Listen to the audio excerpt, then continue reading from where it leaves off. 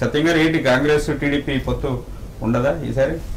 ఉంటే కొంత ఉపయోగం కదా ఖమ్మం మల్కాజ్గిరి ఉండకపోవచ్చు. పోయినసారి కూడా స్థానిక రాజకీయ పరిస్థితుల దృష్ట్యా కేసీఆర్ బలమైనగా ఉంది పార్టీ ఎదుర్కోవాలని చెప్పి ఈ పార్టీలన్నీ కలుపుకొని పెద్దన్న పాత్ర కాంగ్రెస్ పార్టీ పోషింది తప్ప పోయినసారి కూడా మాకు అవసరం లేకుండా అన్ని పార్టీలతో మేము ఇండివిజువల్గా వెళ్లాల్సింది.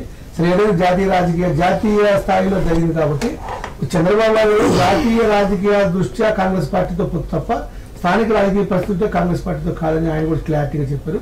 కాంగ్రెస్ పార్టీ గొప్పతనం అది ఎక్కడున్నా సరే ఏ రాజకీయ పార్టీతో అనేది ఆ రాష్ట్ర రాజకీయ పరిస్థితులకు అనుకూలంగా పొత్తు పెట్టుకుంటుంది తప్ప ఈ తాత్కాలికంగా వ్యక్తిగత ద్వేషంతో వ్యక్తిగత ప్రయారిటీ కోసం ఎక్కడ కాంగ్రెస్ పార్టీ ఉండదు, ఎక్కడ పొత్తు పెట్టుకోదు. రేవంత్ రెడ్డి గారు మల్కాజ్గిరి వస్తున్నారు.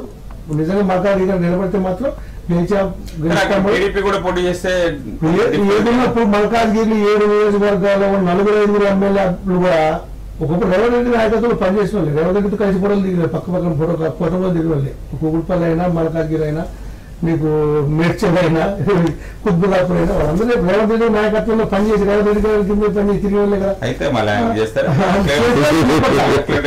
పరిస్థితి మాట్లాడే అవకాశం ఉంది అని చెప్తున్నా. తెలుగుదేశం పార్టీలో బలంగా ఉన్న రేవంత్ రెడ్డి గారు కాంగ్రెస్ పార్టీలో వచ్చినాక ఆ బలమైన ఓటు బ్యాంకుని ఆ బలమైన నాయకత్వంలో ఉన్న పార్టీ కేడర్ని ఆయనకు అనుకూలంగా మలుచుకోగల సత్తా ఉన్న నాయకుడు రేవంత్ రెడ్డి గారు. అట్లా రాష్ట్ర స్థాయిలో అలా గుర్తింపు తెచ్చుకున్నారు, కేసీఆర్ దిగొట్టుకున్నారు, ఆయన ఫైట్ చేశాడు. ఆ ఫైటింగ్ చేసే స్పిరిట్ రేవంత్ రెడ్డి గారితో ఉందని మా ఉద్దేశం.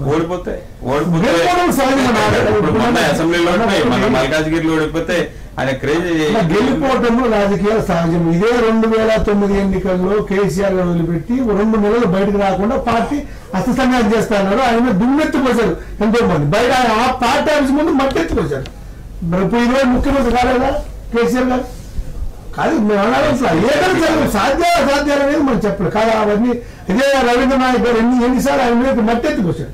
రవీంద్ర నాయక్ గారు ఇదే ఆయన ఎంతమంది ఒక 10 మంది పేర్లు చెప్తాం. చంద్రశేఖర్ గారి కోసం కొడుకుల కోసం. సరే ఇప్పుడు వాళ్ళు మాట్లాడితే తాను వాళ్ళ అవసరం అంటారు, మీకు చేస్తున్నాడు మా అవసరంగా జాతీయ ప్రయోజనాలు మా రాష్ట్ర ప్రయోజనాలు అంటే మనం చేయలేం. సరే ఈరోజు కేసీఆర్ గారు సక్సెస్ అయ్యారు, మేము ఆ రోజు పేరు మన రాష్ట్రం. ఇది తాత్కాలికంగా మేము చెప్తున్నాం. కేసీఆర్ గారు చేసే అభివృద్ధి కార్యక్రమాలు రాష్ట్ర స్థాయిలో పరిమితమైన కార్యక్రమాలు రాష్ట్ర స్థాయిలో ప్రజలు ఆకర్షించలేరు. మనం ఓట్లేశారు. మా పొత్తులు విఫలం కావచ్చు, ఓటింగ్ ఎంత వాళ్ళకి అనుకూలంగా పనిచేసి ఉండొచ్చు. ఎలక్షన్ కమిషన్ ఆ రోజు ఫెయిల్ అయిపోయి 22 లక్షల ఓట్లు పోయిన ఎలక్షన్ కమిషన్ సింపుల్ గా దాన్ని చెప్పి తప్పుకుంది. 22 లక్షల ఓట్లు గెలిపోవడం 2 ఓట్లతో 3 ఓట్లతో గెలిచిన సందర్భాలు ఎన్నో ఉంటాయి జాతీయ రాష్ట్ర స్థాయిలో. అలాంటి పరిస్థితి నుంచి మనం ఈ రోజు అయినా సరే ఎన్నికల కమిషన్ పారదర్శకంగా పనిచేయాలని మా కోరిక. ఇంకోటి ఏంటంటే కంపల్సరిగా వీవీప్యాట్లు లెక్కించాలి.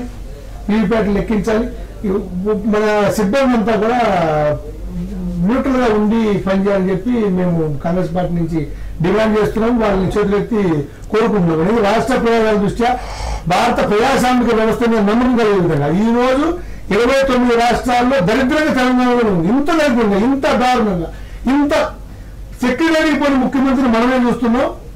పూర్తి మెజార్టీ ఉన్నవారు పక్క ఎమ్మెల్యే లేకుండా మనమే చూస్తున్నాం. అది ప్రజాస్వామ్యంలో ప్రతిపక్ష పార్టీ లేకుండా నాశనం కావాలని కోరుకుంటున్న ముఖ్యమంత్రిని మనమే చూస్తున్నాం. ఇంత దారుణంగా ఉంటా, ఇంత దారుణంగా ఉన్న రాష్ట్రం ఎక్కడ లేదు, దేశంలో లేదు, ఇండియాలో మనమే ఉన్నాం.